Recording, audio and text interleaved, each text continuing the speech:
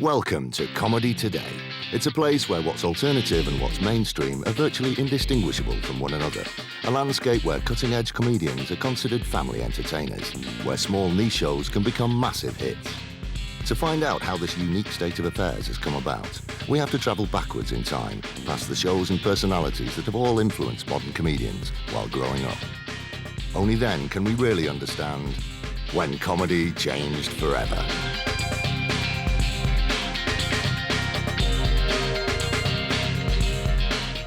This is a story that will take us through all the major comedy figures and shows of our generation. But along the way, we want to show how modern comedy really begins in May 1990, when Vic Reeves' Big Night Out appeared for the first time on British screens. It was nothing short of a comedy earthquake.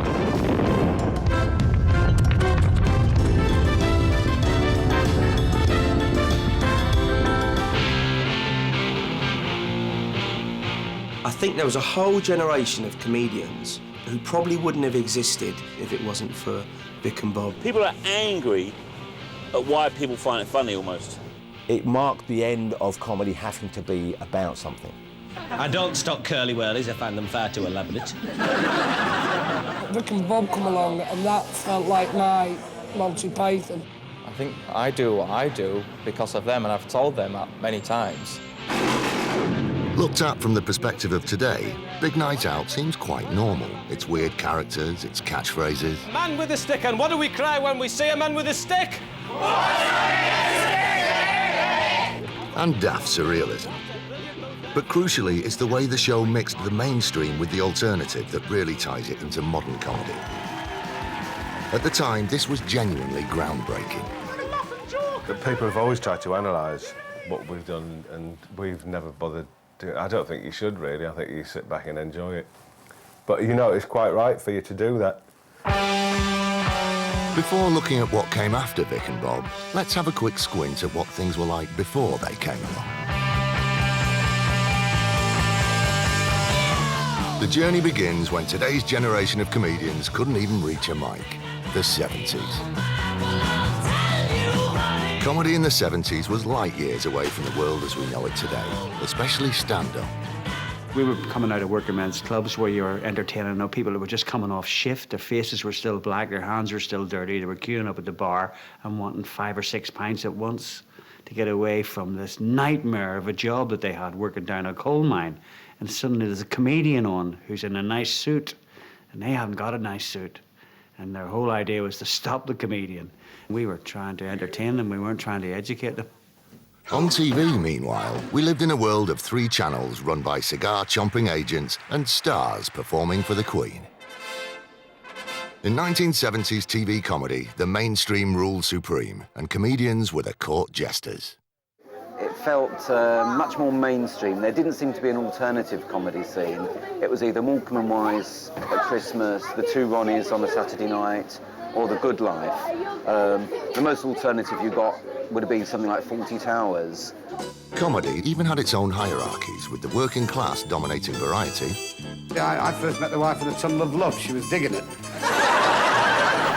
The middle class is the sitcom, and the Oxbridge Mafia sketch shows.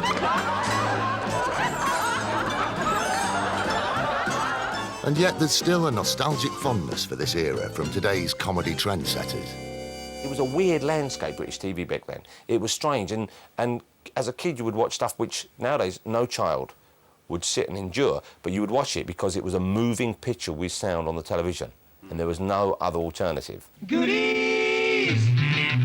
And I think in a way there's a real joy in that, the fact that you had such a kind of strict and prescribed diet to choose from. There are shows which you wouldn't otherwise enjoy that you actually came to, and now you look back on with great fondness. Comedy in the 1970s for me, because I was born in 1974. Let's have another Haribo. I used to watch The Good Life, and I remember something about a fireplace and Margot getting covered in soot.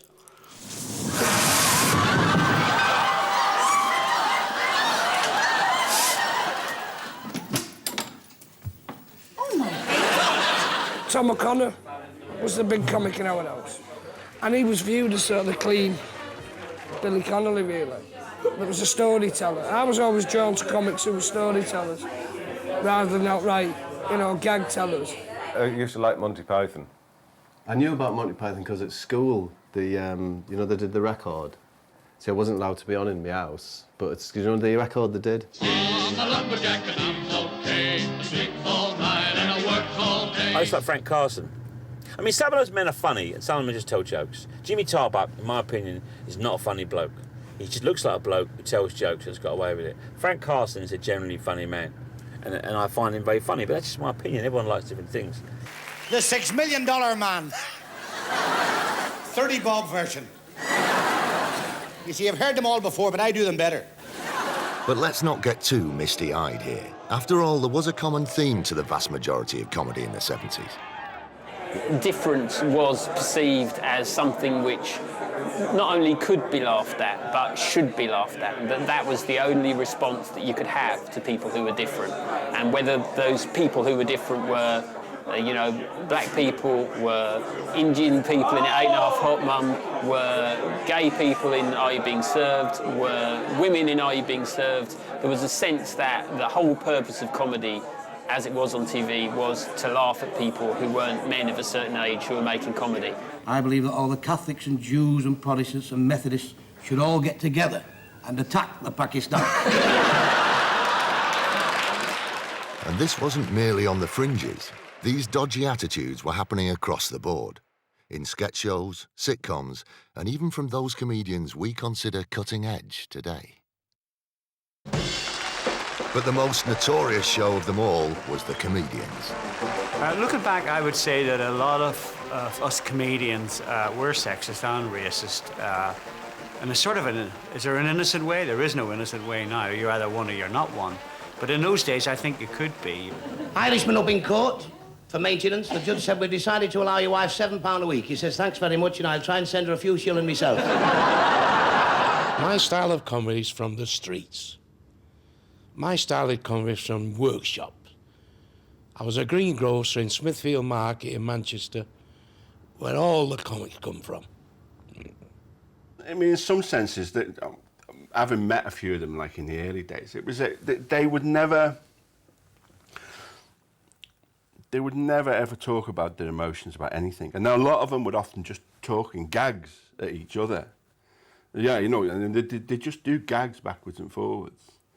I remember doing a voiceover with Frank Carson, who's had actually a really interesting life. He was in Palestine, I think he was in the parachute regiment during the war and stuff like that. It's like, stop telling the gags and just fucking talk about yourself, and they won't. Yet, despite all the negatives, was 1970s comedy funny? Comedy in the 70s, in some ways you can think about it, particularly in the first 2/3 of the decade, you can think about it in the same way as one might think these days about progressive rock. It had to be stopped, but it wasn't as terrible as we now make out. Oh, there's plenty of crap, of course there is, yeah. But then, all the interesting eras have... I just think the 70s had more good, interesting stuff. When you filter it all out, I think it was a great time. Not that the 70s comedians are as complimentary when forced to watch some of today's comedy. You haven't got a fucking clue, these two. Who are they? Absolute rubbish, innit, eh? How the fucking hell they get away with it? They're not putting this out on television, surely. I'm sorry about this, lads. Put the football on. Hey? Put the football on. Dear God, that was rubbish, that. Absolute bleeding rubbish. Dear God. And them two, they're about as funny as a burning orphanage. I'd sooner sit in a dentist's chair all afternoon than watch them. Absolute rubbish. And the Three Bears, dear God. I mean, look at him there, looks like Ronnie Corbett gone off. It's just absolute rubbish. And nobody could tell you any different. However, a lot of people will tell you different, Bernard. The mystery is, how did it happen? So that's the 70s. It was the worst of times and the best of times.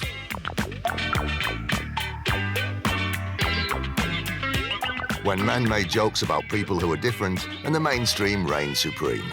But things were about to change in a big way. as the 70s gave way to the 80s and alternative comedy was born.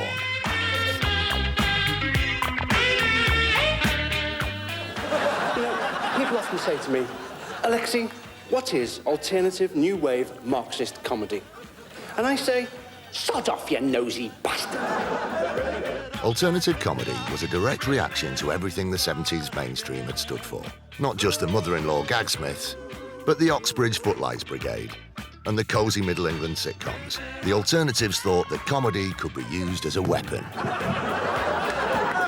That time was an infinitely more polarised cultural environment in a way which I think it's, for people that have grown up subsequently, maybe people that are in their early 20s now, it's very hard to understand the sharpness of political and cultural divides that existed in Britain at the time between the South and the North, between Michael Foot and Margaret Thatcher, between the miners and the people in the city that were making a load of money.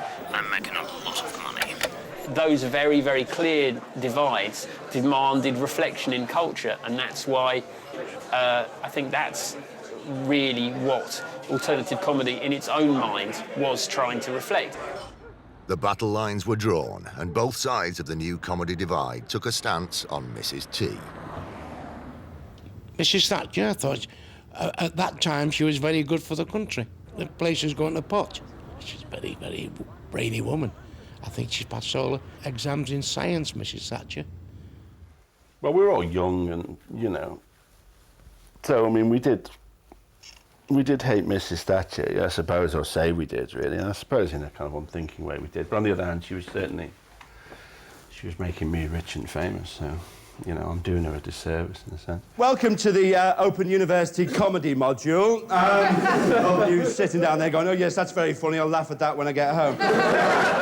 Alexei Sayle was the first compere of the Comedy Store, former strip club, notorious Soho drinking den, and from 1979, headquarters of alternative comedy. This was also the flashpoint where the old-school comedians and the radical new would occasionally come head-to-head.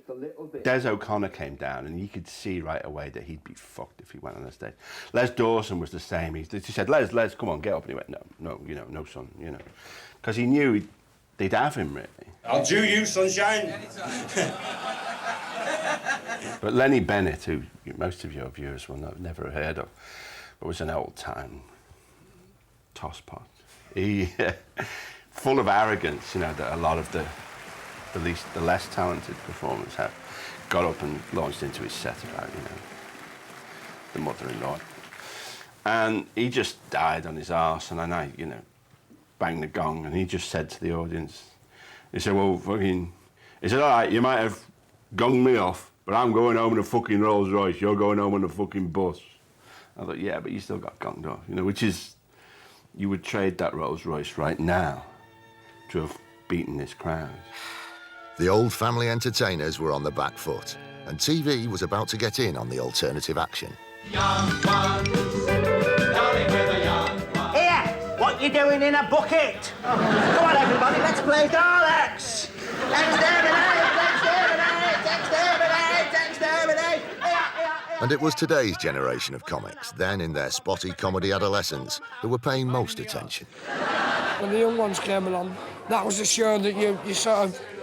I'd be attracted to them that I knew my parents wouldn't like. You know what I mean? And it was gross out. See you, Teddy Bear. Come here. And the young ones was it felt like you reach that age where you feel like comedy's being made for you. The Young Ones was the most fantastic blend of anarchy, but also great performances, great characters, particularly Rick. I mean, it's the most brilliant comic character, and Rick Mayall and Ade Edmondson were really, really special. Is Neil gonna make the supper or not? Well, I think you better ask him that, hadn't you? I'm a bit more interested in my bottom at the moment. You know, it was the anarchy of the Young Ones, wasn't it, that was great about it. It was the energy of it, and you would never normally see characters in a sitcom doing something that was funny, and then somebody would grab a bat and kick the shit out of the other one. Look, this must be my bedroom. All my clothes are here.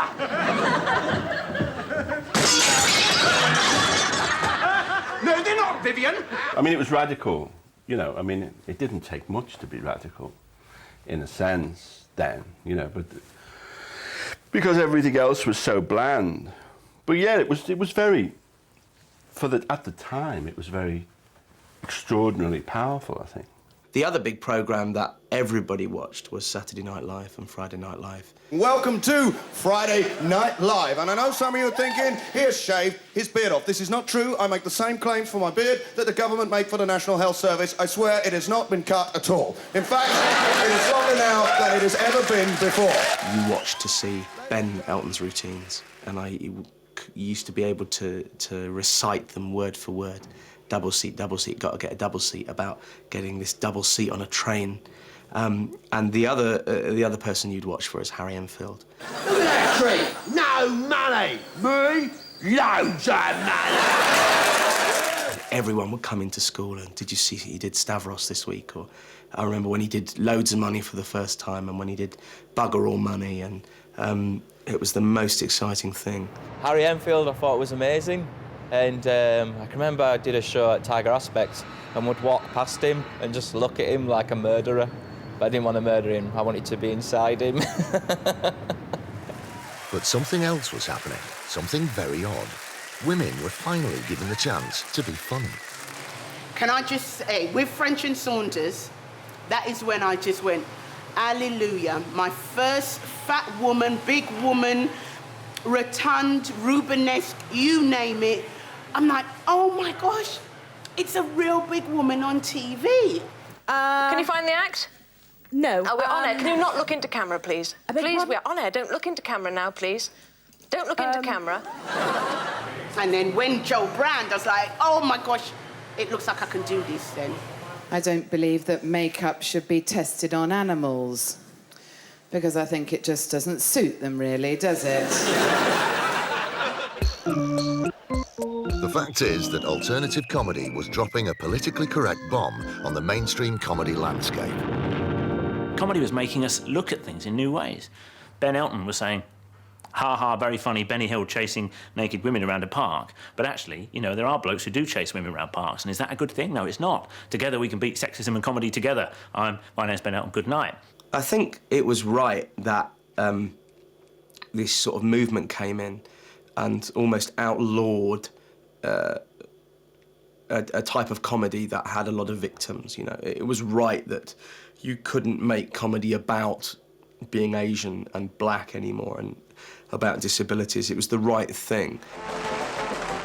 In the face of this politically correct comedy storm, the 70s mainstream were forced to evolve or die. Some of them died. Others fled to the safety of the game show. You know, in some ways they had to reinvent themselves. There weren't these shows like The Comedians anymore. So people like Roy Walker, Jim Bowen, they became known through doing, you know, game shows. And that was where they sort of cracked their gags. But it wasn't just a game show. Every area of mainstream comedy in the 80s was being made to look decidedly naff and old-fashioned. 2 dry sherries, please, Orson. What's your lager like? Probably the best lager in the world. The kind of cupboard was a bit bare, to be honest.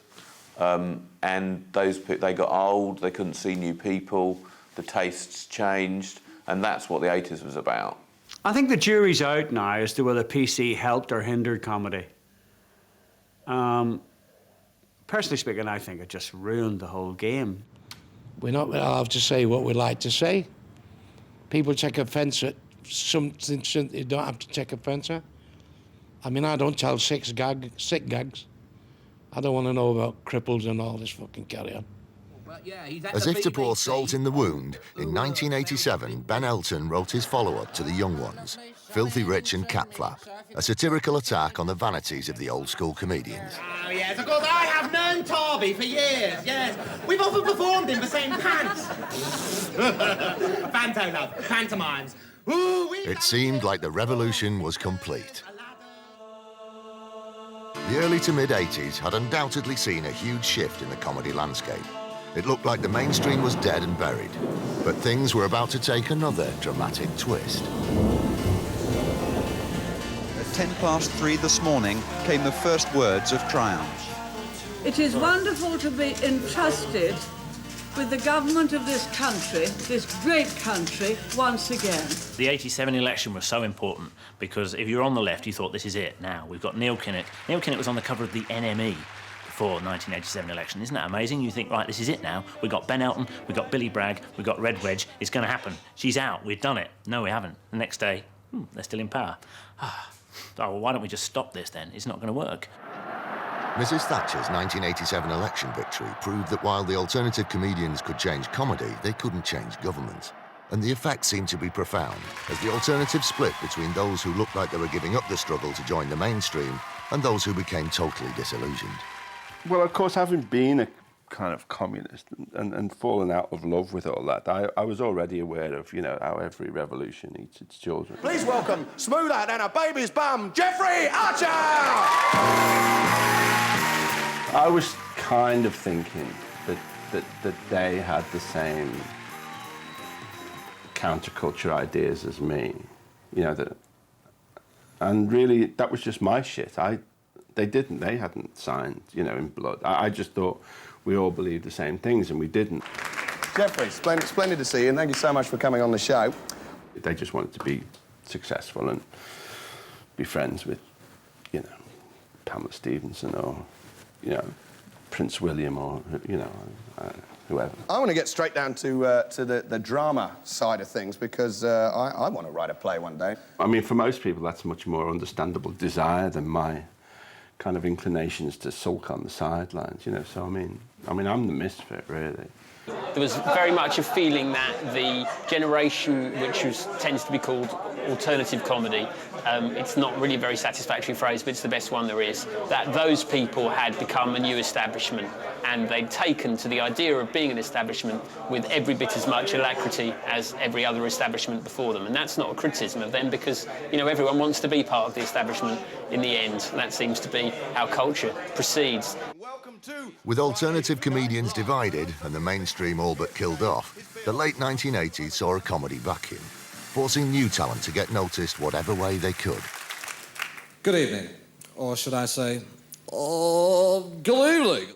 Comedy in the late 80s in London was pretty much, it had become this little industry of its own with its own set of rules, and it had almost become a sort of closed shop union to especially, you know, to Northerners and to anyone that was sort of wanting to work outside what they'd decided were the hard and fast rules of comedy, which was the men are, you know, different from women and all that, and they just, there was a real thing of everyone was doing fine, everyone was making money, let's not rock the boat, let's not take any risks. However, just as things looked like they were about to go backwards, on the horizon, one man had started performing his act on a young Jonathan Ross's show, to the bemusement and general confusion of all. The alternatives and the mainstream had fought each other until neither was standing, resulting in some dark days for British comedy. However, as the late 80s gave way to the 90s, two men were about to change the way comedy was made, what people found funny, and who would be making us laugh for the next 15 years. Friday, the 25th of May, 1990, 10:30 p.m, Channel 4. Big Night Out appears on British screens for the first time. It was like nothing we'd ever seen before.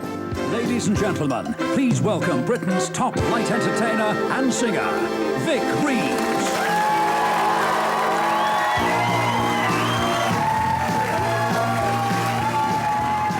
I mean, I think it's ever so simple. I think that it's just, you know, it was just using telly to do the very basics of comedy, you know, the pratfalls, the... You did fall on Pratt's, didn't you? Well, yeah. Big Night Out was a bizarre old-time variety show, written, conceived and performed by pals Jim Moyer, a.k.a. Vic, and Bob Mortimer. You made something of it. Originating around various South London pubs, the show quickly gathered cult status. But the man who brought it to TV recognises something more significant in it. It marked the end of comedy having to be about something. It marked the end of comedy having to be, I'm being funny because I'm talking about something which you've all experienced, and I'm now going to put a funny spin on it. Or here's a character of the type which you have all seen, and I'm just mocking him in a very literal and direct way. I'm putting one layer on top of the reality for you to enjoy. What happened with Jim and Bob was I said, OK, here's something the like of which you've never seen before, which doesn't actually exist, but is funny, even if it's just me in a silly suit doing a funny dance. Oh, stand up for the bit of T-Rex, and it's a good one-legged stop there, and he's doubling up. He's going to double back in. Oh, what a slick! And he's going to do a twister. It doesn't matter that I don't have a purpose. I'm not trying to prove anything. I'm not trying to say, have you ever noticed that this leads to this? Isn't that amusing? What I'm doing is I'm going, and that's good enough. Yeah. And when it's done properly, not like that, which was hideous, I'm sure, and quite embarrassing, but when it's done properly by someone with the kind of confidence and self-belief and also kind of charm and an innate humour of Vic and also Bob, then it works. And again, it was today's generation of comedians who, as students, were captivated by the show. When I first saw Vic Reeves' Big Night Out, I was outraged because Vic kept coming on and saying, later on there's going to be this guest and there's going to be this guest. We've got a family of trained puffins who are going to be driving And it didn't really happen. And so I was furious, you know, I felt very let down. I was a 16-year-old and I took myself quite seriously. So I just, I rang up the Channel 4 and complained. And then I watched it next week thinking, well, this will never be on television again. This series is so bad, I'm going to just take it off. I'll take it off air. So I'm going to watch a bit of history in the making. The worst thing I've ever seen. As we found out last week, Les really can't help but raise a smile whenever he sees his spirit level. And I started to smile. And by week 3, I was an addict. And I was part of the club, and I absolutely adored the show. Vic and Bob come along, and that felt like my Monty Python. That, you know what I mean? I felt like I was part of something generational as well as brilliantly funny. I hadn't seen anything like it. Knew my parents wouldn't get it. Thought I was really clever for getting something that they wouldn't. It was something that universally everybody loved. You know, at our college, everybody physically, like, picked up the drinks and left the student union and went back to the house residence and put a telly on, and everyone gathered round, and it was proper hurting, laughing till you hurt, funny, sort of, I get this, and the more off the wall, the better, and you know what I mean, the more surreal. And it was the first time that I suppose I entertained any idea of going, I'd love to do something like that. Hey, you wouldn't believe it, you know, but you know the Barber of Seville, the opera? Oh, yeah. Based on my life story, that. You lie and get. I was working at Yorkshire Evening Post, and someone told me about it. I thought, I'll watch that. Sounds good, and I watched it, sat there, watching it with my mum, because, 15 years ago? 15 years ago, I sat there watching it with my mum, and I was laughing straight away, and my mum was just sort of, and she, well, you like these silly things, don't you? And but by the end of it, she was laughing, and then telling my dad to watch it the following week, but he didn't watch it, so I watched it every week with my mum, going, that's what I want to do. Yes, you guess, Alan. Yet what was really crucial in making Vic Reeves' Big Night Out the comedy tipping point it became was that from the very beginning, it was loved by those in the know. The New Musical Express rarely even did articles about comedians, never mind putting them on the cover. But that week, the NME ran a cover feature on Vic Reeves, and I think the headline was something like, "You don't know this man, but he's the funniest man in Britain." And it was brilliant because it was a piece that totally explained what Vic and Bob did. It explained all the catchphrases. It basically was like a beginner's guide to Vic and Bob, which told you when to laugh, what to laugh at. And I think that piece actually had quite an effect on the way Vic and Bob tapped into a post-punk audience. I was working at the NME, and I remember in the office, somebody had a tape of, which must have been the pilot episode of Big Night Out. And that was the first time I'd seen Vic Reeves. I'd heard so much about him, and there he was. And it was in the office, and we watched this thing, rapt attention, never seen anything like it. And we just watched it again and watched it again. And this tape of a comedy programme that was completely surreal, totally apolitical, was actually having the same effect in the NME office as a great new album would, or a demo tape. And that's how exciting it was. And we put Vic Reeves on the cover of the NME before he was famous, just as he was about to become a TV star. So why did Big Night Out strike such a chord? Was it the songs, the outfits, the catchphrases? The people have always tried to analyse what we've done, and we've never bothered to. I don't think you should, really. I think you sit back and enjoy it. But, you know, it's quite right for you to do that. I think you should start pulling it to pieces and try and working out what it was about.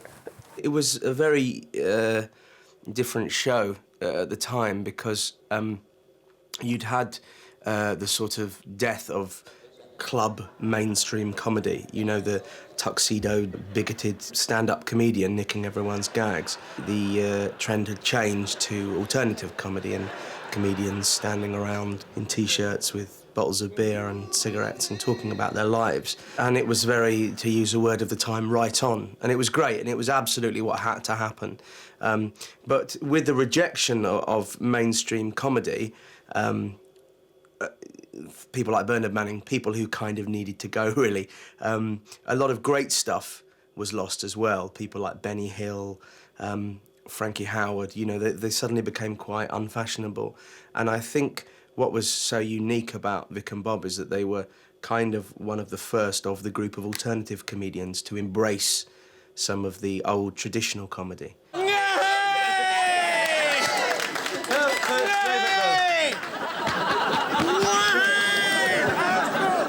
It's a horrible phrase, but what Vic and Bob did was find a third way. You know, this is usually used by politicians who are neither left nor right, and what they did was the same thing. They didn't revive the 70s. They didn't do alternative comedy. They did something else, somewhere in between. They're light entertainers, effectively, just in the same way that Bernard Manning and all the rest of them were, but they're also alternative, because they're not for everybody. They're not BBC One prime time, and nor should they be, really. And yet they're well-loved figures. There has to be a new thing, and Jim and Bob were it, and they were very much aware of that. In fact, they used to do a skit where they took the mickey out of observational comedy. I mean, that was what stand-up was then. You're like, you know, when you go into the supermarket, you know, and you leave your sock on that was putting it down like this, because there's some brilliant comics, but there was a lot of that, and they were a direct reaction against that, which is what you need. It was a real shift. It felt like something original. That was the key, I think. It really felt original. And I can't think... There have only been a handful of people I've met. I mean, my whole career has been based on, basically, initially I was aping David Letterman, and since then I've borrowed from other people. And sure, you know, I have talent. I wouldn't dispute that fact. But at the same time, I don't feel like I've ever done anything which is truly original. Most people who work in British television or British comedy are not original. You know, they look to other... They always reference other comics. There have probably been 3 or 4 people I've met in my 25-odd years as a performance show business who I would say, that's an original voice. That's a talent which perhaps is aware of what's going on in it, but doesn't steal or borrow from other sources. And Jim and Bob are certainly, I think, at the front of that list. I think we just made each other laugh as the kid. You know, right at the nub. The nub, yeah. The nub of it is me and Jim at the other side of a desk attempting to make each other laugh. And then if we both laugh, that's as scientific as it gets.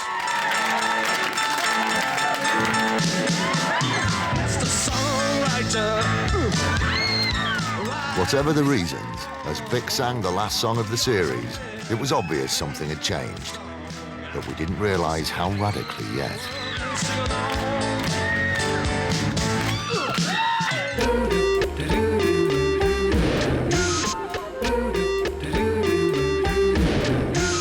OK, time to take stock.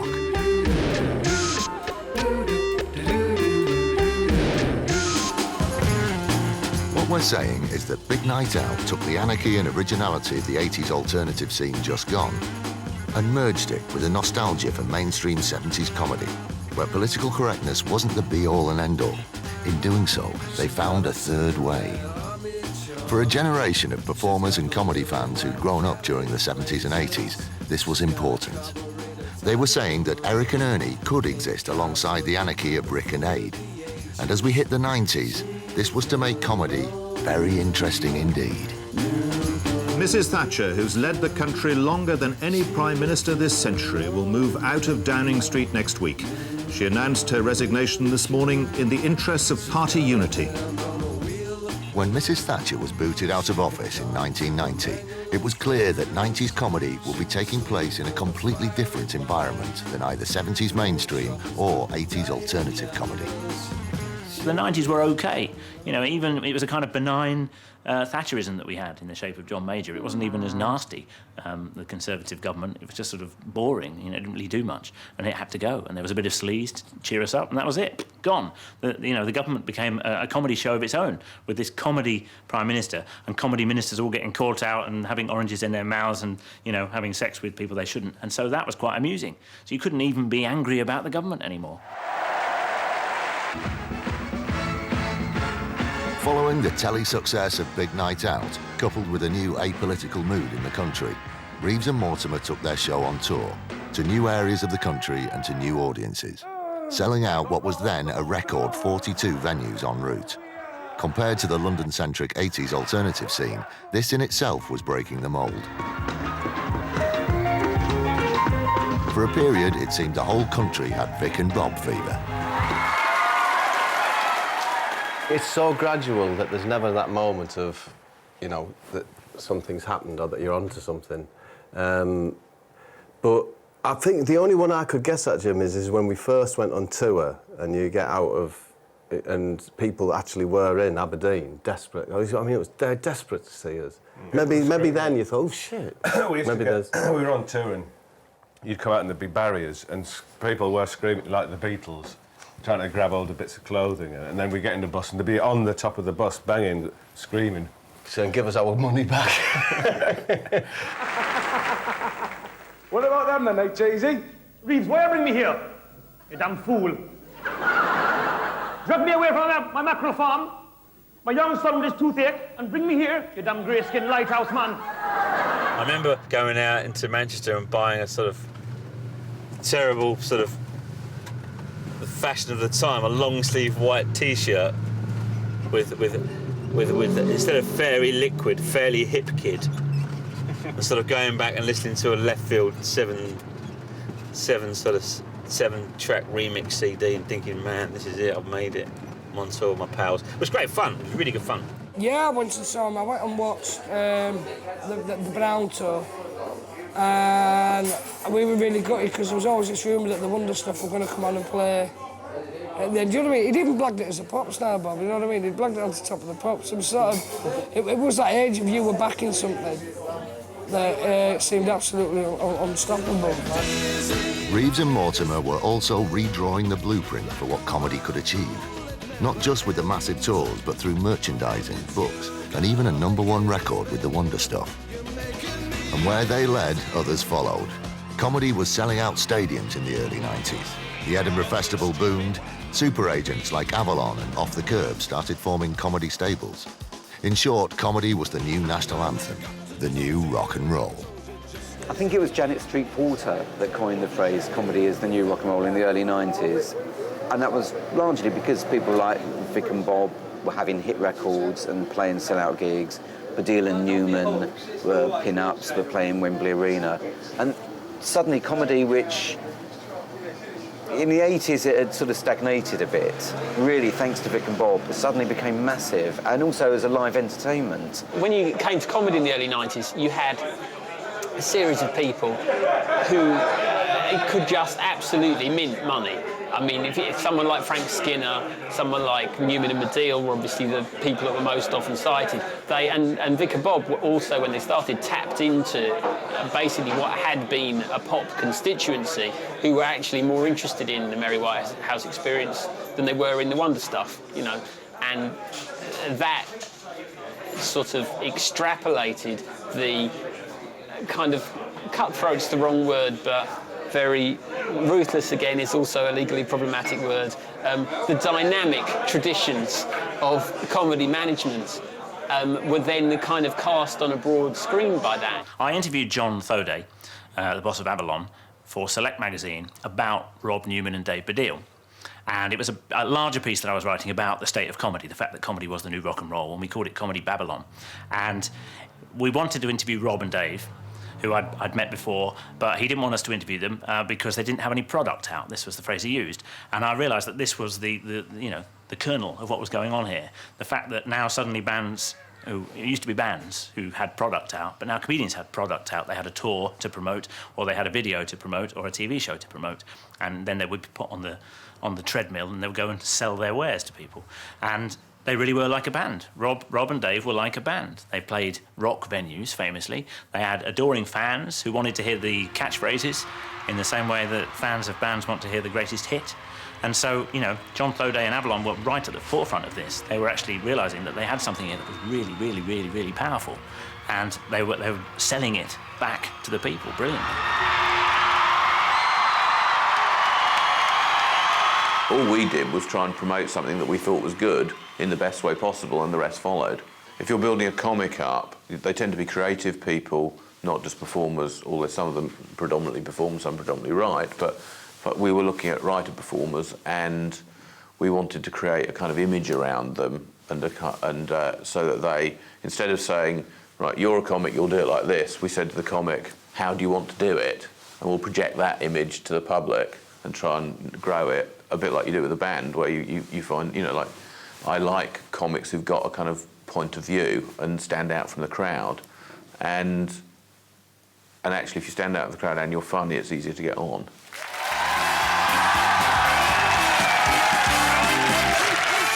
As well as helping change the very business of comedy, Vic and Bob were also influencing the type of comedy that was being made in the 90s. For a start, the BBC got in on the action by poaching the lads for their own sketch show, The Smell of Reeves and Mortimer. And again, where they led, the others followed. After the Beatles, every record label wanted the new Beatles, so you got all sorts of useless bands being signed up and put forward to the new Beatles, in the same way that you wanted the new James Dean after James Dean. And so after Vic and Bob, all the commissioning editors and the broadcasters wanted the new Vic and Bob, or at least something with that flavour. So surreal was the new buzzword. Rather nice now. And this was happening across the comedy spectrum, in stand-up. Not just jockeys, I think all small people should have to wear a number. Sitcom.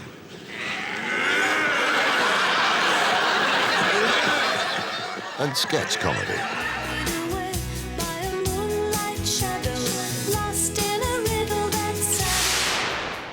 Even satire was getting surreal in the day-to-day.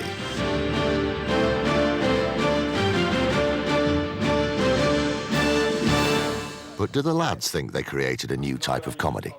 I think we did. I mean, the Fast Show came after The Smell of Reeves and Mortimer, I think. But what our idea was to have like little bits of stuff, really quick sort of like vignettes of nonsense, and that's what they took on from that. I mean, they got their own character, they had their own characters and everything, but they took that format. So, and people might have taken bits and pieces of what we did and shifted it around and used it as a palette for their own show. Yes, sir! That's not to say, of course, there wasn't a surreal nonsense tradition before in British comedy. But in the 90s it differed because it wasn't just being produced by Oxbridge comedy troupes such as Python or The Goodies. This was working-class, non-university-based regional surrealism, and that made it unique. Oh, Ted, it's no use. I'm just so excited about Christmas I can't sleep. Dougal, you'll never get to sleep like that. However, it was the notion of the third way, of merging an alternative and mainstream sensibility, that was really Vic and Bob's influence in the 90s. So come along and let's stop shooting stars. People who hadn't quite got the sense of humour in The Smell of Reeves and Mortimer and Big Night Out, suddenly with Shooting Stars, they recognised that two panels and question masters, viewers who didn't quite get Vic and Bob, they recognised the format of Shooting Stars, and they also recognised the celebrities. So even if you didn't really get Vic and Bob, you'd know who, David Dickinson was, or you'd know who Ulrika Johnson was, or you'd know who one of the sports celebrities they had on it. The panellists actually attracted people in as well. I went on Shooting Stars with Vic and Bob, and I think they saw me and wanted to have me on. But I didn't know what to do. I didn't get it when I went on. So I went on there and sort of, sat next to Ulrika. That was good enough reason to go on. What was that her name? Ulrika. She's football crazy, she's football mad. I can't think of a footballer Ulrika hasn't had. Yeah, we had a list of people we wanted on, but quite often there would be people who I didn't have a clue who they were. usually some... Our list used to start off Rod Stewart, Tina Turner. I remember when Jordan turned up, I didn't have a clue who Jordan was. And I thought she was a cleaning girl when she turned up. This spotty girl, it was like, it was really sour-faced. Yeah. So, what would you want me to do? Don't talk about my tits. And it,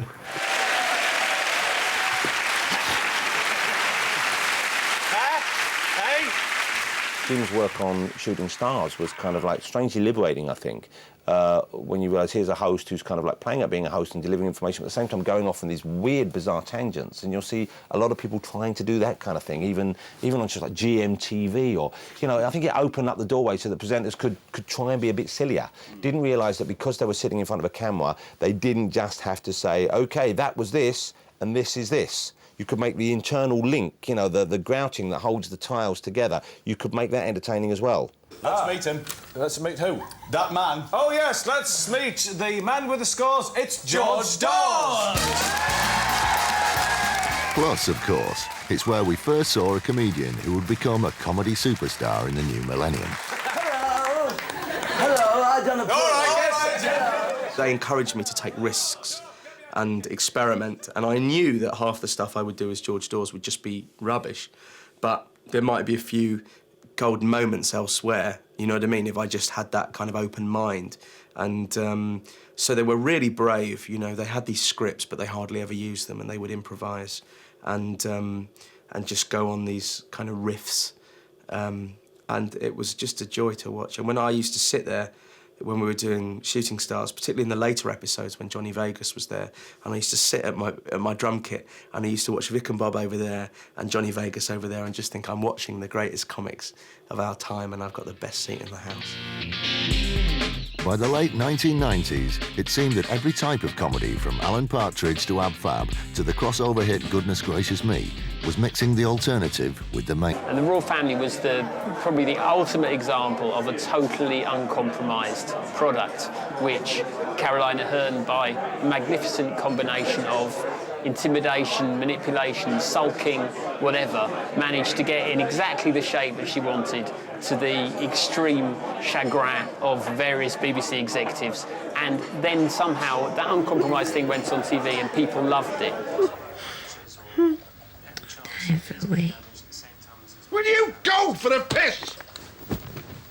Caroline was on them who fought tooth and nail to keep control of the characters. You know, this idea of you sell everything lock, stock to a channel and then they make all the money off it, you know what I mean? She was very cleverly in control of what happened with her show with regards to putting a laughter track on. Do you know what I mean? The sort of comics got a bit bolder about knowing, you know, they knew comedy, and rather than hand a good idea over to people who didn't quite know and let them mess it up. They were sort of like, Caroline was brilliant at standing the ground and sort of going, myself and Craig Cash, you know, this is how we want the show to be, not how you come in and buy into the show and buy into us and take the ideas, take them away and make a mash of them. OK, Dave, shall we nip down the feathers and get a gig for Boys Own There? No, we've not practised enough yet. Well, shove it up your arse, then! You try to bloody help and look at that! Of course, it wasn't Caroline Ahern's first time on telly, because back in 1990, she'd made a brief appearance on Vic Reeves' Big Night Out. You love kindness in the American way. Reeves and Mortimer & Co. had resurrected a 1970s sensibility and mixed it with the 1980s alternative mindset. The big question, however, was whether this could cross over and survive the millennium. Certainly, the omens weren't promising. Each generation of comedians tend to attack the ones that came before. So the 80s attacked the 70s, the 90s attacked the 80s. And yet, today's generation of comedians don't seem to be reacting in the same way. All of them seem to owe a debt to Vic and Bob. I think there was a whole generation of comedians who probably wouldn't have existed if it weren't for Peter Cook back in the 60s. And I think, similarly, there's a whole generation of comedians who wouldn't exist if it wasn't for Vic and Bob, and I can count me and David in amongst that. And I can probably count Harry Hill and Lee Francis and even people like the League of Gentlemen have been influenced by them. And I know Stephen Merchant's, the co-writer of The Office, is a huge fan. I think I do what I do because of them, and I've told them that many times. I'm only here because of them and watching them on TV and stuff, and that's what I want to do. So, yeah, I expect they did, even though I don't think anyone's done it like they have. And if they have, it's always, they just try to be Vic Reeves. I can remember when I first started out, some commissioner saying, yeah, it looks like you're trying to be Vic Reeves, Lee, and was. I think they influenced a lot of comedians who wanted to do something different. They certainly influenced me and Matt Lucas. You know, Matt Lucas going to one of the most important shows. If anything, today's comedians have gone a step further. All right. Yeah. You're using this? Yeah, I've just got one more set to do. You must get this all the time, but I tell you look like Mr. T. Who? Mr. T, you know, the bloke out of the A-Team. Oh, I haven't seen it. Never before has old school and alternative comedy been so closely entwined. Never before has bad taste permeated so deeply into the mainstream. We're now at a time when people like Peter Kay can have characters in a wheelchair, and obviously ourselves, and obviously you have The Office, and we've had Alan Partridge, where, as comedians, we regard the audience as being intelligent enough to be able to distinguish between the stupidity and bigotry of a character compared to maybe the bigotry of the performer, which may or may not exist, if you see what I mean. I don't know that this necessarily makes it all right, but it's a bit more knowing now, isn't it? You know, it's done with a bit of a wink to camera. I mean, literally, in the case of The Office, it would be done with a wink and a nudge to camera. And it just makes the audience... You're just telling the audience at home that we know that this character is on dangerous ground. We're laughing at his views on this because we know that they're a bit naughty, and we're doing this because you'll have heard these views expressed in the 70s.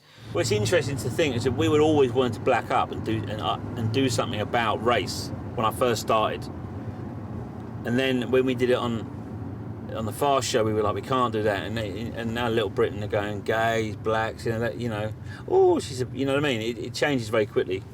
We were considered too risque for BBC One, Big Fast Show. It's too weird, too odd, and you look at Little Britain now, which is way more risque, way more odd, and way more sort of offensive, and it's on BBC One, so things change very fast. But it's in business where modern comics have really emulated their 90s predecessors. Comics now, you've got your own production company, you know what I mean? Everyone's sort of having that creative control over what they're doing. I think there's more of a... it's sort of... There's a business acumen to comics as well now. Everybody's very, aware now of how to kind of milk a thing of all its potential. I think the problem with that is that you have to create hype. You have to. This is the next big thing, I mean, you look at Ricky Gervais. I mean, Ricky Gervais is played now, isn't he, really? He was the greatest thing ever. Oh, no, it's Little Britain now. And it's whatever comes next. You've got to kind of hype a thing. So what tends to happen is you hype a thing beyond its worth because you've got to very quickly drain all that cash out of it, and then you've got to get on to the next thing. In short, comedy has become a powerful consumer good, with the DVD market alone valued at an estimated £500 million. Modern comedians, as a result, can become mega rich and powerful in a way that could never have been imagined by the comics of the 80s or 70s. The question is, of course, why today's generation of comics haven't reacted against what came before them in the Vic and Bob-dominated 90s. The point about alternative comedy was because it set its stall out to do various things, and then it kind of did them, and then it kind of lost interest in its own project and just became about the people being big, or Ben Elton being on the Royal Variety Performance, or writing terrible novels, or doing whatever he wanted to do. That gave the Reeves and Mortimers of this world something to react against. But the Reeves and Mortimers of this world haven't really given the next generation that much to react against. Of course, it might have something to do with the fact that there are no longer the extremes in society or politics at large to make comedy either a seedbed for anger or the servant to the mainstream. I'm on a bike. Now comedy is just another way that people can reflect their different identities in a fragmented, multicultural Britain. So I just want to say that it's great to have you on the show. Great to be working with you. Really, really looking forward to working with you and just working and being with you on the Thanks. show. Well, I'll go and get warmed up. All right. Why Okay, see don't you. you go and put your head in some vinegar? What? And so it's only fitting so many comedians from the last 15 years turned up for the launch of the Big Night Out DVD in the autumn of 2005.